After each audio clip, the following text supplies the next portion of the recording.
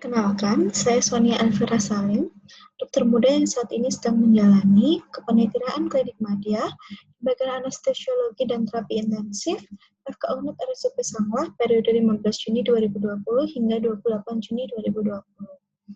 Pada video kali ini saya akan menjelaskan sedikit terkait dengan intraoperatif medicine. Intraoperatif medicine ini seringkali kita dengar dengan sebutan duranta operatif, di mana memiliki definisi yaitu dimulainya saat pasien dipindahkan ke meja ruang operasi sampai pasien dipindahkan kembali ke ruang perawatan pasca pemberian anestesi. Pada intraoperatif ini kita akan membahas beberapa hal, di mana yang pertama yaitu pemilihan anestesi, yang kedua induksi anestesi, yang ketiga memposisikan pasien, kemudian yang keempat, pemeliharaan anestesi. Yang kelima, monitoring pasien. Yang keenam, manajemen jalan nafas. Yang ketujuh, terapi cairan intraoperatif. Dan yang kedelapan, membangunkan dan pemulihan pada pasien. Yang pertama, kita mulai dulu dengan suatu pemilihan anestesi. Jadi, jenis-jenis anestesi sendiri dapat kita bagi menjadi 4, yaitu anestesi umum, anestesi lokal, anestesi regional, dan kombinasi. Kombinasi ini dapat dilakukan dua dari 3 anestesi yang di atas. Kemudian, untuk anestesi ini memiliki trias yang kita kenal dengan sebutan hipnotik, anestesia, dan relaksasi. Ketiganya ini memiliki sifat yang berbeda-beda. Seperti hipnotik, dia membuat pasien kehilangan kesadaran. Kemudian untuk anestesi, pasien mengalami bebas nyeri. Dan yang untuk relaksasi, pasien mengalami kelumpuhan pada otot rangka. Kemudian, kita akan bahas satu persatu dimulai dari anestesi umum.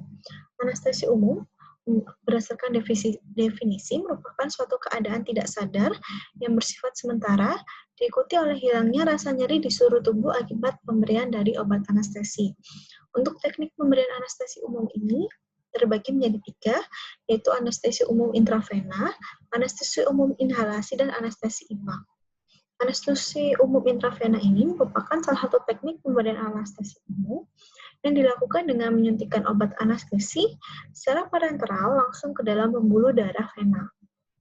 Kemudian, untuk anestesi umum intravena ini sendiri juga dibagi lagi menjadi anestesi intravena klasik, anestesi intravena total, dan anestesi analgesia neurolab. Kemudian, selanjutnya untuk anestesi umum inhalasi. Berdasarkan definisinya, anestesi umum inhalasi merupakan suatu teknik pemberian anestesi umum dengan memberikan kombinasi obat anestesi berupa inhalasi yang diberikan melalui gas ataupun cairan yang mudah menguap, sehingga kita menggunakan alat atau media anestesi langsung ke udara inspirasi. Kemudian yang ketiga yaitu anestesi imbang, di mana teknik anestesi ini merupakan kombinasi obat-obatan baik secara intravena maupun secara inhalasi. Kemudian yang selanjutnya yaitu anestesi lokal. Secara definisi, anestesi lokal merupakan suatu teknik anestesi dengan menyuntikkan obat anestetik lokal pada daerah atau sekitar lokasi pembedahan yang menyebabkan hambatan kondisi impuls efferent yang bersifat sementara. Kemudian jenis untuk anestesi lokal ini ada 3, yaitu anestesi topikal, anestesi infiltrasi lokal, dan blok lapangan. Untuk anestesi topikal ini biasanya kita menempatkan obat anestesi dengan cara dioles, ataupun disemprot, ataupun ditetes pada bagian atau permukaan jaringan dan mukosa yang akan dilakukan pembedahan. Kemudian untuk anestesi infiltrasi blok kita lakukan dengan pemberian suntikan obat anestesi lokal pada daerah yang akan dilakukan eksplorasi atau akan dilakukan pembedahan. Kemudian untuk blok lapangan, biasanya obat anestesi ini kita suntikan mengelilingi area yang akan dilakukan suatu pembedahan ataupun eksplorasi. Yang ketiga yaitu anestesi regional, di mana secara definisi merupakan suatu teknik anestesi dengan menyuntikkan obat anestetik lokal pada lokasi serat syaraf yang menginervasi regio tertentu, di mana hal ini akan menyebabkan adanya hambatan konduksi impuls efferent yang bersifat sementara. Kemudian jenis anestesi regional ini ada jenis anestesi yang blok syaraf, kemudian memblok plexus brachialis, kemudian memblok subarachnoid, dan memblok epidural. Nah, untuk pemilihan anestesi umum ini sebenarnya didasarkan pada beberapa pertimbangan, di mana di sini dapat kita lihat dari keadaan pasien seperti usia dan status fisik. Misalnya saja pada pasien anak-anak atau bayi, kita lebih sering menggunakan anestesi umum karena di sini kita tahu bahwa anak-anak dan bayi kurang operatif. Kemudian pada orang dewasa kita dapat menggunakan anestesi umum ataupun anestesi regional, tergantung dari jenis operasi yang akan kita kerjakan. Sedangkan pada orang tua kita cenderung untuk menggunakan anestesi regional, kecuali apabila tidak memungkinkan untuk dilakukan anestesi regional. Kemudian yang kedua dapat kita lihat dari sifat anestetik umum itu sendiri. Kemudian dapat juga kita lihat dari jenis operasi yang akan dikerjakan. Misalnya lokasi operasi, di mana lokasi dikerjakan, kemudian posisi dari operasi itu bagaimana, kemudian manipulasi operasi dan durasi dari operasi. Misalnya saja pada lokasi operasi. Biasanya pada daerah kepala, leher, kita akan memilih anestesi umum. Kemudian dengan fasilitas pemberian intubasi untuk membantu respirasi dari pasien. Kemudian untuk operasi di bagian abdominal ke bawah, kita lebih cenderung menggunakan analgesik regional, anestesi regional. Kemudian untuk contoh posisi operasi, misalnya ada posisi operasi tengkurap, kemudian posisi operasi yang Trendelenburg, nanti kita akan lihat di belakang untuk posisi-posisi operasinya. Kemudian ada juga durasi operasi. Tergantung perkiraan berapa lama dari durasi operasi itu yang akan menentukan juga lebih menguntungkan mana untuk menggunakan suatu anestesi umum atau menggunakan suatu anestesi regional. Kemudian yang keempat, kita dapat juga melihat dari peralatan dan obat yang tersedia. Kemudian yang kelima, tentu kita akan mempertimbangkan kenyamanan dari pasien itu sendiri. Kemudian setelah kita melakukan pemberian anestesi, yang kedua yaitu induksi anestesi, di mana secara definisi induksi anestesi merupakan suatu tindakan yang membuat pasien dari sadar menjadi tidak sadar, sehingga memungkinkan dimulainya anestesi dan pembedahan. Jenis-jenis induksi ini ada induksi intravena, kemudian ada induksi intramuskular, ada induksi inhalasi, dan induksi perrektal. Sebelum dilakukannya induksi anestesi, kita perlu menyiapkan peralatan dan obat-obatan yang diperlukan. Setelah pasien diberikan suatu induksi anestesi, maka pasien dapat diposisikan untuk melakukan suatu tindakan pembedahan dan suatu pemeliharaan anestesi. Baik, di sini adalah persiapan alat-alat apa saja yang diperlukan untuk induksi anestesi. Dapat kita singkat dengan statik. Di sini alat-alat yang dibutuhkan yaitu yaitu scoop, dapat terdiri dari stetoskop dan laryngoskop. Kemudian T, tube, seperti membutuhkan pipa trachea. A, airway, kita dapat menggunakan pipa mulut faring ataupun pipa nasofaring. Kemudian T, tape, plaster. Kemudian I, introducer, seperti mandrin ataupun stilet. C, konektor, dan S, suction.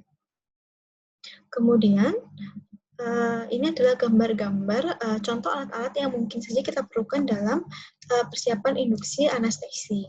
Seperti di sini ada kudel, kemudian di sini ada konektor, kemudian di sini juga ada alat untuk pipa trachea untuk melakukan suatu laryngoskop intubasi. Ini adalah alat-alat yang mungkin saja kita perlukan untuk melakukan suatu induksi anestesi. Nah, setelah pasien kita berikan induksi, maka pasien dapat kita posisikan sesuai dengan keperluan pembedahan.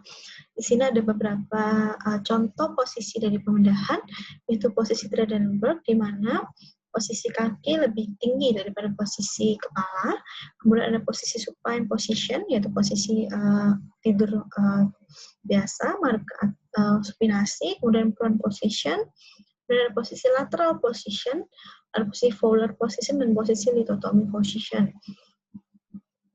Selanjutnya, setelah melakukan posisi pasien siap untuk dilakukan pembedahan, kita akan melakukan suatu pemeliharaan anestesi, di mana setelah pasien tidur akibat induksi yang sudah kita berikan dan diposisikan sesuai prosedur, maka kita dapat memberikan pemeliharaan anestesi, baik secara intravena ataupun inhalasi, ataupun campuran antara keduanya, yaitu intravena dan inhalasi. Hal ini dapat kita acukan pada trias analgesik yang tadi sebelumnya sudah dijelaskan, yaitu seperti hipnotik, pasien tidur sekedar untuk tidak sadar, kemudian bisa untuk anestesia, yaitu pasien tidak merasakan nyeri selama pembedahan, kemudian dapat juga relaksasi, yaitu pada otot-otot lurik. Selanjutnya, setelah kita lakukan posisi, kemudian kita mempertahankan obat anestesi itu, kita akan melakukan monitoring pada pasien, di mana monitoring pasien ini terbagi menjadi 2 standar, di mana standar pertama, tenaga anestesi yang berkualitas yang berada dalam kamar bedah harus ada di sana selama pemberian anestesi ataupun analgesia. Kemudian yang standar kedua, selama pemberian anestesi atau analgesik, jalan napas, oksigenasi, ventilasi, dan sirkulasi pasien harus selalu dievaluasi secara teratur dan sering, bahkan pada kasus-kasus tertentu dilakukan secara kontinu. Kemudian, hal-hal apa saja yang perlu kita perhatikan untuk memonitoring pasien?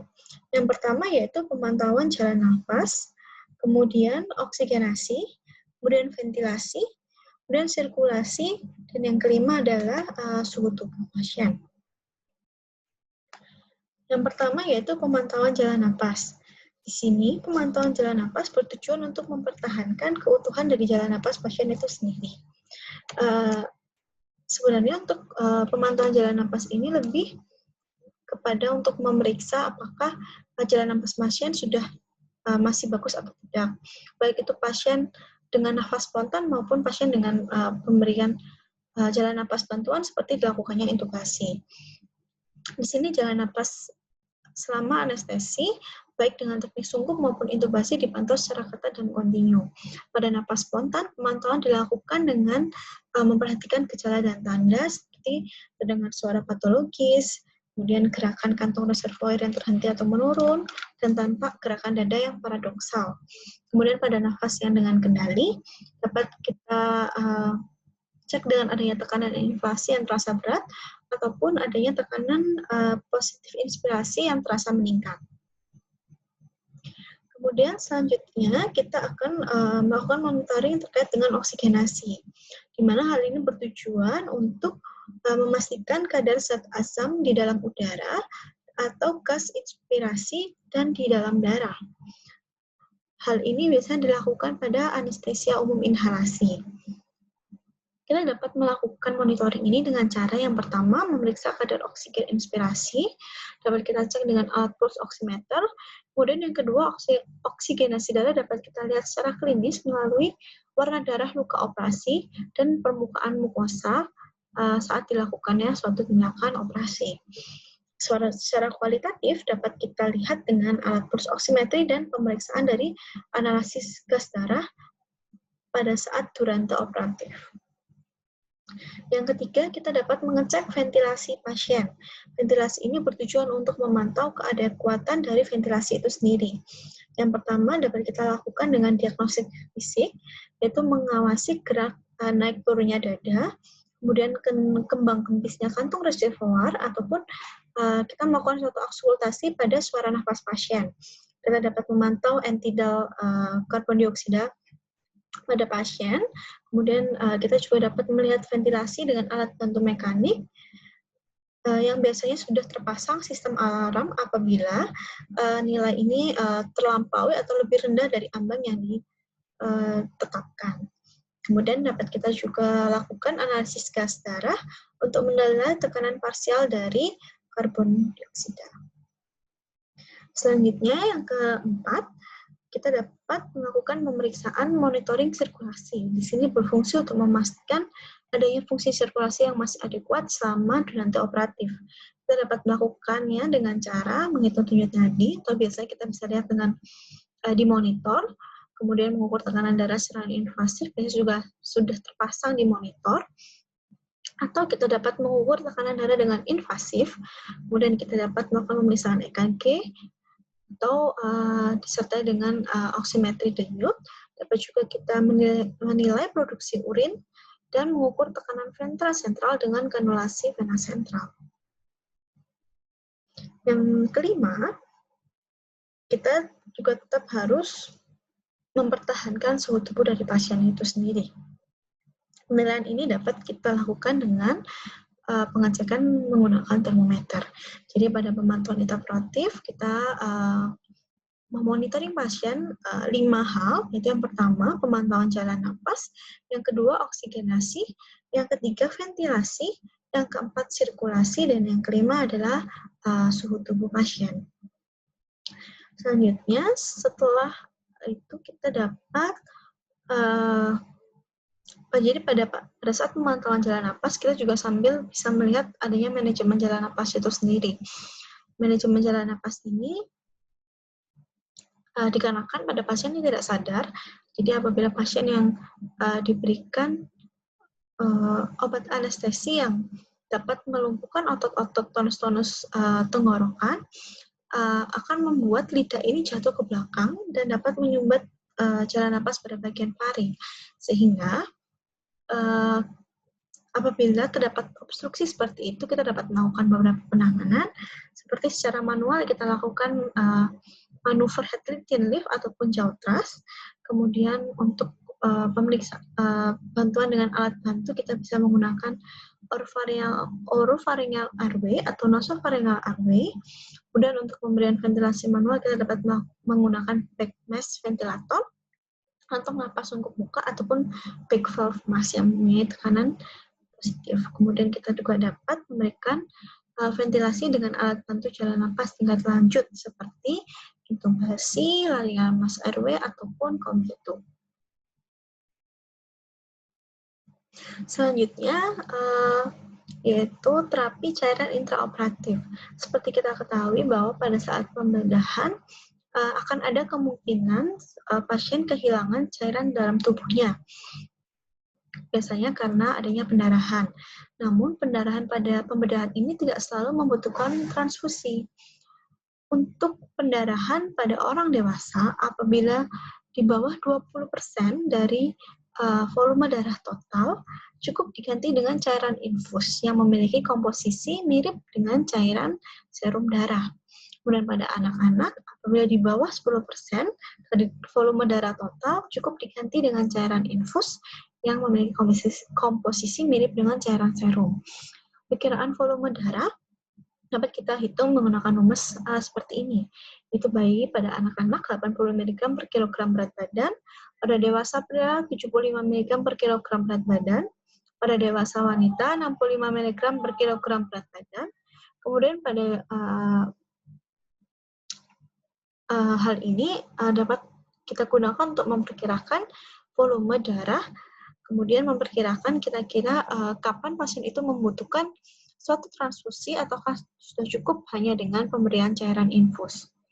Kemudian apabila pasien itu membutuhkan suatu transfusi yang mana berarti pendarahan pada dewasa lebih dari 20% dari total darah pasien, kemudian pada anak-anak lebih dari 10% dari total darah pasien, maka jumlah darah yang ditransfusikan dapat kita hitung juga dengan penghitungan yang ditentukan dari hematokrit pasien preoperatif dan dengan perkiraan volume darah pasien. Baik, yang terakhir yaitu membangunkan dan pemulihan, di mana pada saat kita akan menghentikan obat anestesi dan kita akan mengekstubasi trachea, maka kita dapat melakukan pemberian oksigen 100% dengan suku muka, kemudian kita dapat memberikan support pada saluran nafas pasien, sehingga pasien dapat refleks nafas spontan kembali, kemudian kita dapat melakukan pemeriksaan pada kondisi koordinasi pasien dengan cara meminta pasien mungkin untuk melakukan hal-hal yang simple, seperti mungkin menggenggam tangan kita, ataupun menggelengkan kepala, menganggukkan kepala, atau kita juga bisa melakukan perubahan posisi pasien ke posisi recovery untuk mencegah apabila kemungkinan terjadinya aspirasi. Selanjutnya, pada intraoperatif kita juga melakukan suatu dokumentasi. Di sini, dokumentasi pada intraoperatif berisi yang pertama, alat-alat apa saja yang akan kita gunakan selama operasi. Kemudian, evaluasi kembali kondisi pasien secara umum sebelum operasi itu dimulai. Kemudian yang ketiga, waktu administrasi, dosis, dan rute obat yang akan dimasukkan pada pasien. Kemudian yang keempat, perkiraan darah yang mungkin hilang. Kemudian pengeluaran urin pada pasien. Yang kelima, hasil laboratorium selama operasi.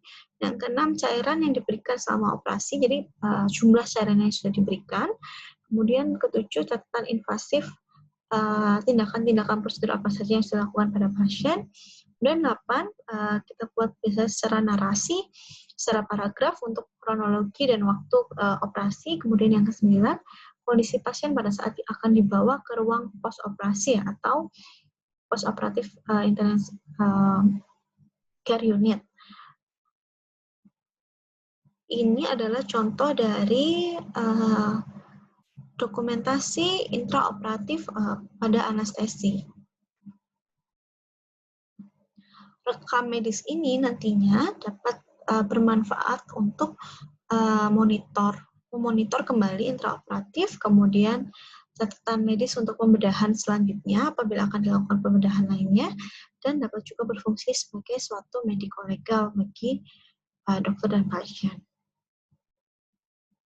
Di sini juga nantinya ada tanda tangan pasien yang biasanya dapat ditandatangan oleh pasien ataupun wali setelah dilakukan suatu tindakan operasi.